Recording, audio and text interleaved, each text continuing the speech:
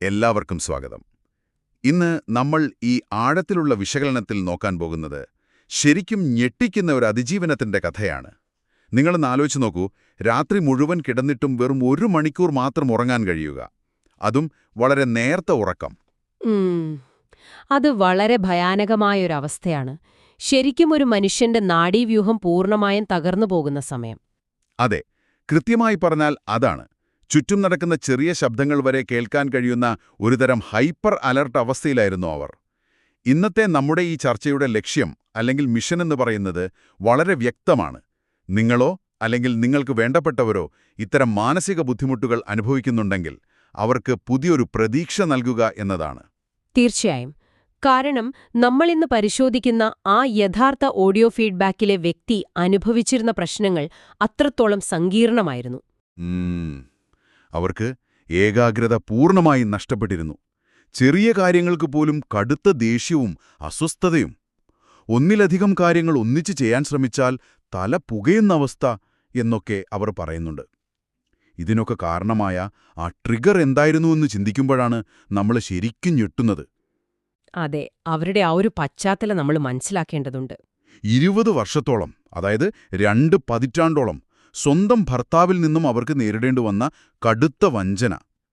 ആ ഒരു വലിയ വേദന അവർ ഉള്ളിൽ ഒതുക്കി നടക്കുകയായിരുന്നു.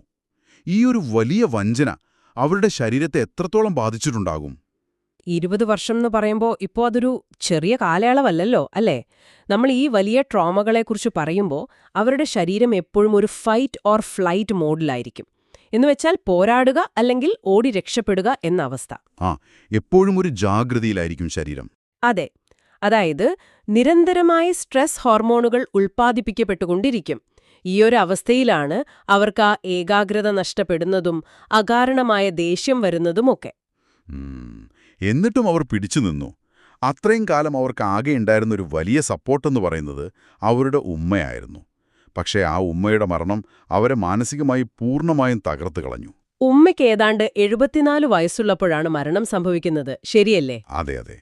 ഉമ്മനെ അസുഖബാധിതമായ അവസാനത്തെ ആ 2-3 വർഷങ്ങളിൽ ഉമ്മയെ വിഷമിപ്പിക്കാതിരിക്കാൻ സ്വന്തം പ്രശ്നങ്ങളെല്ലാം ഈ വ്യക്തി തീർത്തും ഒറ്റയ്ക്കാണ് സഹിച്ചത്. ഈ ഉമ്മയുടെ മരണം അവരുടെ ജീവിതത്തിലെ ഏറ്റവും വലിയൊരു ട്രിഗറായി മാറി. ഇത് കേൾക്കുമ്പോൾ എനിക്ക് പെട്ടെന്ന് തോന്നിയത് ഇതൊരു സ്മാർട്ട് ഫോണിന്റെ അവസ്ഥ പോലെയാണെന്നാണ്. ഓ, ഒരു സ്മാർട്ട് ഫോണോ?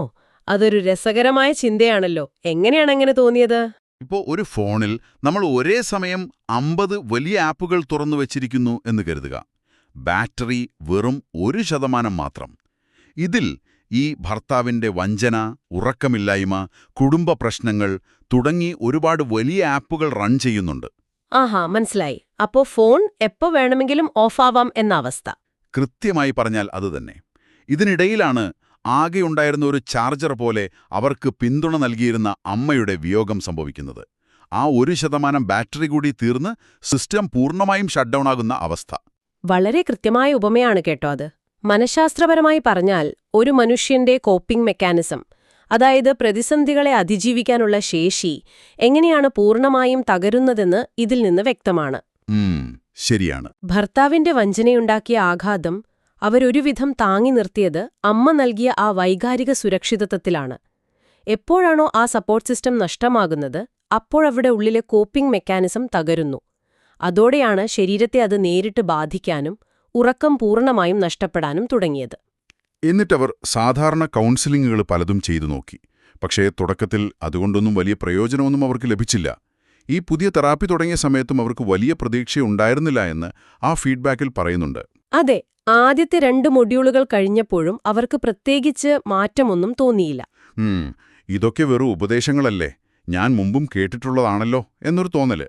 എന്തുകൊണ്ടാണ് ഇത്രയും വലിയ ട്രോമകളിൽ ഈ വെറും സംസാരം മാത്രം ഫലിക്കാതെ പോകുന്നത്? അതൊരു പ്രധാനപ്പെട്ട കാര്യമാണ്. സാധാരണയായുള്ള ടോക്ക് തെറാപ്പികൾ അല്ലെങ്കിൽ സംസാരരീതിയിലുള്ള കൗൺസിലിങ്ങുകൾ പലപ്പോഴും തലച്ചോറിന്റെ പുറംപാഴിയിലാണ് പ്രവർത്തിക്കുന്നത്. അതായത് നമ്മൾ യുക്തിസഹമായി ചിന്തിക്കുന്ന തലത്തിൽ. എന്നുവെച്ചാല് നമ്മൾ ഉപദേശിക്കുന്നത് അവർക്ക് കേൾക്കാൻ പറ്റും, പക്ഷേ ഉള്ളിലേക്കിറങ്ങില്ല, അല്ലേ? കൃത്യം. 20 വർഷത്തോളം നീണ്ടുനിന്ന ട്രോമ ശരീരത്തിന്റെ നാഡീവ്യൂഹത്തിൽ വളരെ ആഴത്തിലാണ് വേരൂന്നിയിരിക്കുന്നത്. അവരോട് സങ്കടപ്പെടരുത്, എല്ലാം ശരിയാകും എന്ന് പറഞ്ഞാൽ അത് യുക്തിക്ക് മനസ്സിലാകും. പക്ഷേ ഭയപ്പെട്ട് നിൽക്കുന്ന അവരുടെ നാഡീവ്യൂഹത്തിന് അത് ഉൾക്കൊള്ളാൻ കഴിയില്ല. അതാണ് ആദ്യം അവർക്ക് മാറ്റം തോന്നാതിരുന്നത്. പക്ഷെ മൂന്നാമത്തെ മൊഡ്യൂളിലെത്തിയപ്പോൾ കാര്യങ്ങൾ മാറിമറിഞ്ഞു.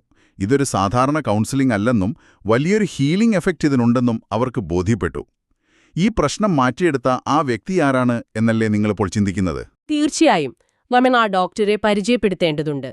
Doctor Hifzul Rahman, consultant psychologist and life കോച്ചായ അദ്ദേഹം ശരിക്കും ഇത്തരം സങ്കീർണമായ കേസുകൾ കൈകാര്യം ചെയ്യുന്നതിൽ വലിയൊരു വിദഗ്ധനാണ്. അദ്ദേഹത്തിന്റെ പ്രൊഫൈൽ ഞാൻ നോക്കിയിരുന്നു. 18 വർഷത്തെ മികച്ച അനുഭവ സമ്പത്ത് അദ്ദേഹത്തിനുണ്ട്. അപ്ലൈഡ് സൈക്കോളജിയിൽ മാസ്റ്റേഴ്സ്, പിന്നെ അമേരിക്കയിൽ നിന്നും പാരാസൈക്കോളജിയിലും ഹോളിസ്റ്റിക് ലൈഫ് കോച്ചിങ്ങിലും മാസ്റ്റേഴ്സും PhDയും അദ്ദേഹം നേടിയിട്ടുണ്ട്. അതെ, അതുമാത്രമല്ല, അമേരിക്കയിലും ഇന്ത്യയിലുമായി സർട്ടിഫൈഡ് പാരാനോർമൽ ഇൻവെസ്റ്റിഗേറ്റർ എന്ന യോഗ്യതയും അദ്ദേഹത്തിനുണ്ട്. കൂടാതെ അമേരിക്കൻ സൈക്കോളജിക്കൽ അസോസിയേഷന്റെ ഇന്റർനാഷണൽ അഫിലിയേറ്റ് കൂടിയാണ് അദ്ദേഹം. വാവ്, ശരിക്കും അത്ഭുതപ്പെടുത്തുന്ന പ്രൊഫൈൽ തന്നെ.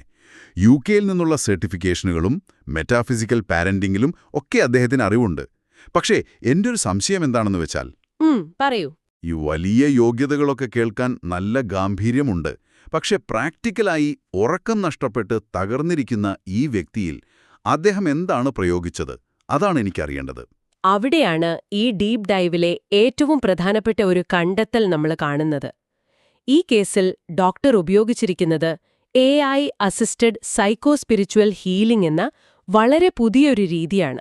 സ്പിരിച്വൽ ഹീലിംഗ് എന്ന് പറയുമ്പോൾ അതിലെന്തൊക്കെയാണ് വരുന്നത്? Applied psychology, Islamic psychology, spiritual psychology എന്നിവയുടെയൊക്കെ ഒരു സമന്വയമാണിത്. പക്ഷേ ഇതിലെ ഏറ്റവും പ്രധാനപ്പെട്ട ഘടകം അദ്ദേഹത്തിന്റെ സേവനങ്ങളിൽ ഉൾപ്പെടുത്തിയിട്ടുള്ള IMF ഡിവൈസും അതിലൂടെ നൽകുന്ന ഫ്രീക്വൻസി വൈബ്രേഷനുകളുമാണ്. നിൽക്കൂ, ഇവിടെ ഞാനൊന്ന് ഇടപെടട്ടെ.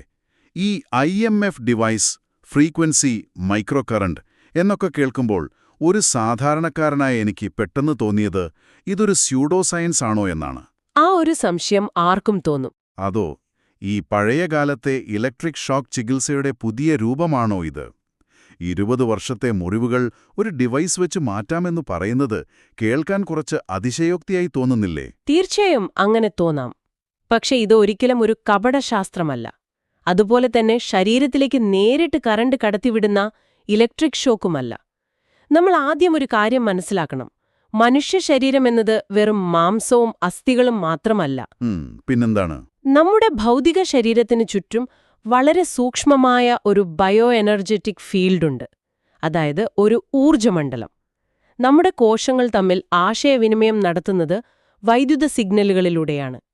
ഈ ക്ലയന്റിന്റെ കാര്യത്തിൽ ആ വലിയ ട്രോമ കാരണം കോശങ്ങളിലെ ഊർജ്ജനില പൂർണ്ണമായും താളം തെറ്റിയ അവസ്ഥയിലായിരുന്നു. അതായത് അവരുടെ നാഡീവ്യൂഹം എപ്പോഴും ഭയത്തിലായിരുന്നതുകൊണ്ട് ആ ഒരു സ്വാഭാവികമായ സന്തുലിതാവസ്ഥ നഷ്ടപ്പെട്ടു, അല്ലേ? കൃത്യമായി പറഞ്ഞാൽ അതുതന്നെ. ഇപ്പോൾ ഇതൊന്ന് ലളിതമായി മനസ്സിലാക്കാൻ നമുക്കൊരു ട്യൂണിംഗ് ഫോർക്കിന്റെ ഉദാഹരണമെടുക്കാം. സംഗീതോപകരണങ്ങൾ ശ്രുതി ശരിയാക്കാൻ ഉപയോഗിക്കുന്ന സാധനം. അതെ, ഒരു പിയാനോയിലെ കമ്പി കൃത്യമായ ശബ്ദത്തിലല്ല വൈബ്രേറ്റ് ചെയ്യുന്നതെങ്കിൽ അത് അപശ്രുതി കേൾപ്പിക്കും. എന്നാൽ ശരിയായ ഫ്രീക്വൻസിയിലുള്ള ഒരു ട്യൂണിംഗ് ഫോർക്ക് അതിനടുത്ത് കൊണ്ടുപോയി വൈബ്രേറ്റ് ചെയ്യിപ്പിച്ചാൽ എന്ത് സംഭവിക്കും? ആ പിയാനോയിലെ കമ്പി മെല്ലെ ഈ ട്യൂണിംഗ് ഫോർക്കിനൊപ്പം അതേ ശബ്ദത്തിൽ വൈബ്രേറ്റ് ചെയ്യാൻ തുടങ്ങും. കൃത്യം. അവ തമ്മിൽ ഭൗതികമായി കൂട്ടിമുട്ടുന്നില്ല. പകരം ശബ്ദതരംഗങ്ങളിലൂടെയാണ് ആ മാറ്റം സംഭവിക്കുന്നത്. ഈ IMF ഡിവൈസ് ചെയ്യുന്നതും ഇത്തരമൊരു ട്യൂണിംഗ് ഫോർക്കിന്റെ ജോലിയാണ്. അപ്പോ ഈ മൈക്രോ കറന്റ് ശരീരത്തിലേക്ക് പാസ് ചെയ്യുന്നില്ലേ? ഒരിക്കലുമില്ല.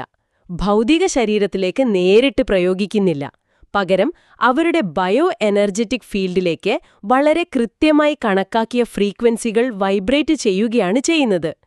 താളം തെറ്റിയ അവരുടെ കോശങ്ങളെ ആ പഴയ ശാന്തമായ അവസ്ഥയിലേക്ക് തിരികെ വരാൻ ഇത് ഓർമ്മിപ്പിക്കുന്നു. ശരിക്കും ഇത് ആശ്ചര്യപ്പെടുത്തുന്ന ഒരറിവാണ്. ശരീരത്തിൽ തൊടാതെ തന്നെ ഊർജ്ജതലത്തിൽ നടക്കുന്ന വലിയൊരു ഹീലിംഗ്. ആ ഓഡിയോ ഫീഡ്ബാക്കിൽ അവർക്ക് വന്ന മാറ്റങ്ങൾ കേൾക്കുമ്പോൾ തന്നെ അത്ഭുതം തോന്നും. എന്തൊക്കെയായിരുന്നു അവർക്ക് വന്ന പ്രധാനപ്പെട്ട മാറ്റങ്ങൾ? ആദ്യത്തെ കാര്യം അവരുടെ ഉറക്കം പൂർണ്ണമായും ശരിയായി എന്നതാണ്. ഇപ്പോൾ അവർ വളരെ സുഖമായി ആഴത്തിലുറങ്ങുന്നു. ചുറ്റും നടക്കുന്ന ശബ്ദങ്ങളൊന്നും ഇപ്പോൾ അവരെ ബുദ്ധിമുട്ടിക്കുന്നില്ല. അത് വളരെ വലിയൊരു ആശ്വാസമായിരിക്കും അവർക്ക്. അതെ, അതുപോലെ ആ പഴയ ദേഷ്യവും അസ്വസ്ഥതയുമെല്ലാം പൂർണ്ണമായും മാറി. ഏകാഗ്രത അവർക്ക് തിരികെ ലഭിച്ചു. ഭയം കാരണം വീട്ടിൽ നിന്ന് പുറത്തിറങ്ങാതിരുന്ന അവർ ഇപ്പോൾ പുറത്തു പോകാൻ തുടങ്ങി. ശാസ്ത്രീയമായി പറഞ്ഞാൽ ഇത് ന്യൂറോപ്ലാസ്റ്റിസിറ്റി എന്ന പ്രതിഭാസത്തിന്റെ ഏറ്റവും നല്ല ഉദാഹരണമാണ്. ശരിയായ ഹീലിംഗ് നൽകുമ്പോൾ തലച്ചോറിന് പഴയ ഭയത്തിൽ നിന്ന് മാറി പുതിയ ശീലങ്ങൾ രൂപപ്പെടുത്താൻ സാധിക്കും. അതെ, അത് ശരിയാണ്. അവർ 2-3 വർഷമായി നിർത്തിവെച്ചിരുന്ന ഖുർആൻ ക്ലാസുകൾ ഇപ്പോൾ വീണ്ടും തുടങ്ങി. കഴിഞ്ഞ 2 ആഴ്ചയായിട്ട് അവർ വളരെ ഉത്സാഹത്തോടെയാണ് ക്ലാസ്സിൽ പോകുന്നതെന്ന് പറയുന്നുണ്ട്. വൗ! അത് ശരിക്കും ജീവിതത്തിലേക്കുള്ള വലിയൊരു തിരിച്ചുവരവാണ്. അതുമാത്രമല്ല, അവർക്ക് പാട്ടുപാടാനും കലകളോടുമൊക്കെ വലിയ താൽപ്പര്യമുണ്ടായിരുന്നു. ആ പഴയ താൽപ്പര്യങ്ങളിലേക്കെല്ലാം അവരിപ്പോൾ തിരികെ വന്നുകൊണ്ടിരിക്കുകയാണ്. അവർ ശരിക്കും വൈകാരികമായി കരുത്തുള്ള ഒരു പുതിയ വ്യക്തിയായി മാറിയിരിക്കുന്നു. ഈ ഒരു പരിവർത്തനം നമ്മളോട് പറയുന്ന വലിയൊരു സന്ദേശമുണ്ട്. നമ്മുടെ പ്രശ്നം എന്തു തന്നെയായാലും, എത്ര വർഷം പഴക്കമുള്ളതായാലും അതിന് ശരിയായ പരിഹാരമുണ്ട് എന്നത്. അതെ, തീർച്ചയായും. ഈ ഡീപ് ഡൈവ് കേൾക്കുന്ന നിങ്ങളിൽ ആർക്കെങ്കിലും ഇതുപോലെ വർഷങ്ങളായി അലട്ടുന്ന പ്രശ്നങ്ങളുണ്ടെങ്കിൽ ഇതൊരു വലിയ പ്രതീക്ഷയാണ്. പ്രിയപ്പെട്ടവരുടെ വേർപാടോ ബന്ധങ്ങളിലെ വഞ്ചനയോ എന്തുമാകട്ടെ, നിങ്ങളുടെ മുന്നിൽ വാതിലുകൾ അടഞ്ഞിട്ടില്ല. നിങ്ങൾക്ക് അല്ലെങ്കിൽ നിങ്ങളുടെ പ്രിയപ്പെട്ടവർക്ക് ഈ പുതിയ സാധ്യതകളെക്കുറിച്ച് തീർച്ചയായും അന്വേഷിക്കാവുന്നതാണ്. ആ അറിവ് കേൾവിക്കാർക്ക് എന്തായാലും ഉപകാരപ്പെടും. വേദന ഉള്ളിലൊതുക്കി ജീവിക്കുന്ന ഒരുപാട് പേർ നമുക്ക് ചുറ്റുമുണ്ട്. അതുകൊണ്ടുതന്നെ ഡോക്ടർ ഹിഫ്സുൽ റഹ്മാനെ ബന്ധപ്പെടാനുള്ള വിവരങ്ങൾ ഞാൻ പങ്കുവയ്ക്കാം. അദ്ദേഹത്തിന്റെ മൊബൈൽ നമ്പർ ഇതാണ്: +91 906 123 78000. നമ്പർ ഒന്നുകൂടി പറഞ്ഞാൽ നന്നായിരിക്കും. തീർച്ചയായും. +91 9061 23 7800. ബാംഗ്ലൂരിലെ ഇലക്ട്രോണിക് സിറ്റിയിലാണ് അദ്ദേഹത്തിന്റെ ക്ലിനിക്ക് സ്ഥിതി ചെയ്യുന്നത്. നേരിട്ടും അല്ലാതെ ഓൺലൈനായും സേവനങ്ങൾ ലഭ്യമാണ്. കൂടുതൽ വിവരങ്ങൾക്ക് www.hifsul.net എന്ന വെബ്സൈറ്റും സന്ദർശിക്കാവുന്നതാണ്. ഇത് ശരിക്കും പലർക്കും ഒരു വലിയ ആശ്വാസമായിരിക്കും. കാരണം വെറും സമാധാനിപ്പിക്കലല്ല, മറിച്ച് വേരുകളിൽ ചെന്ന് പ്രശ്നം പരിഹരിക്കുന്ന രീതിയാണിത്. അപ്പോൾ നമ്മൾ ഇന്നത്തെ ഈ ആഴത്തിലുള്ള വിശകലനത്തിന്റെ അവസാന ഭാഗത്തേക്ക് വരികയാണ്. ഒന്ന് ചിന്തിച്ചു നോക്കൂ. 20 വർഷത്തോളം ഭർത്താവിൽ നിന്നും നേരിട്ട വഞ്ചന, പിന്നെ ഒരേ ഒരു ആശ്രയമായിരുന്ന ഉമ്മയുടെ മരണം, വെറും 1 മണിക്കൂർ മാത്രം ഉറങ്ങി ജീവിതം തീർന്നു എന്ന് കരുതിയൊരു വ്യക്തി. അതെ. അവർ ഡോക്ടർ ഹിഫ്സുൽ റഹ്മാന്റെ ആ AI അസിസ്റ്റഡ് സൈക്കോ സ്പിരിച്വൽ ഹീലിംഗിലൂടെ തന്റെ പഴയ സന്തോഷങ്ങളിലേക്ക് മടങ്ങിയെത്തിയിരിക്കുന്നു. ഭൗതിക ശരീരത്തിനപ്പുറത്തുള്ള ബയോ എനർജറ്റിക് ഫീൽഡുകളിൽ ഒരു ട്യൂണിംഗ് ഫോർക്ക് പോലെ ഫ്രീക്വൻസികൾ നൽകി അതിനെ ബാലൻസ് ചെയ്തു. അത് അറിവിനെ കൃത്യമായ സാങ്കേതിക വിദ്യയുമായി ചേർത്തുവെച്ചതിന്റെ വിജയമാണ്. അതെ, സാധാരണ കൗൺസിലിംഗുകൾക്ക് കണ്ടെത്താൻ കഴിയാത്ത നിങ്ങളുടെ മനസ്സിലെ മുറിവുകളെ സുഖപ്പെടുത്താൻ ഇത്തരം പുതിയ സാങ്കേതിക വിദ്യകൾക്ക് കഴിഞ്ഞേക്കാം എന്ന് നമ്മൾ മനസ്സിലാക്കി. എന്നാൽ ഇതെല്ലാം കേട്ടുകഴിയുമ്പോൾ എന്റെ മനസ്സിൽ ഒരു ചോദ്യം ബാക്കിയാകുന്നുണ്ട്. എന്താണത്? ട്യൂണിംഗ് ഫോർക്ക് ഉപയോഗിച്ച് ഒരു ഉപകരണത്തിന്റെ ശ്രുതി ശരിയാക്കുന്നത് പോലെ ഈ ഫ്രീക്വൻസി ഉപയോഗിച്ച് നമ്മുടെ 20 വർഷത്തെ വൈകാരിക മുറിവുകളെ മാറ്റാൻ കഴിയുമെങ്കിൽ നമ്മൾ മനുഷ്യർ ശരിക്കും ആരാണ്? അതൊരു വലിയ ചോദ്യം തന്നെയാണ്. നമ്മുടെ ഈ വൈകാരികമായ സങ്കടങ്ങളും ഭാരങ്ങളുമെല്ലാം വെറുമൊരു തോന്നലാണോ? അതോ ശരിയായ ഫ്രീക്വൻസി ലഭിച്ചാൽ എപ്പോൾ വേണമെങ്കിലും ട്യൂൺ ചെയ്തെടുക്കാൻ കഴിയുന്ന കേവലം ഒരു ജൈവ ഉപകരണം മാത്രമാണോ നമ്മൾ മനുഷ്യർ? ചിന്തിക്കേണ്ട ഒരു കാര്യം തന്നെയാണ്, അല്ലേ? വളരെ വളരെ ആഴത്തിലുള്ളൊരു ചോദ്യമാണത്. നമ്മുടെ അസ്തിത്വത്തെക്കുറിച്ച് തന്നെ നമ്മളെ വീണ്ടും ചിന്തിപ്പിക്കുന്ന ഒന്ന്. അതെ. അപ്പോൾ ഈ ഒരു ചിന്തയോടെ നിങ്ങളുടെ സ്വന്തം മാനസികാരോഗ്യത്തെക്കുറിച്ചും ഈ പുതിയ ചികിത്സാ സാധ്യതകളെക്കുറിച്ചും അന്വേഷിക്കാൻ നിങ്ങളെ ക്ഷണിച്ചുകൊണ്ട് ഇന്നത്തെ ഈ ഡീപ് ഡൈവ് നമ്മളിവിടെ അവസാനിപ്പിക്കുകയാണ്. നമ്മൾ പുതിയൊരു വിഷയമായി വീണ്ടും വരും. അതുവരെ ആ പഴയ അജ്ഞാതമായ വേദനയുടെ ഭാരം ഇറക്കിവെക്കാൻ നിങ്ങൾക്ക് കഴിയട്ടെ. Good bye.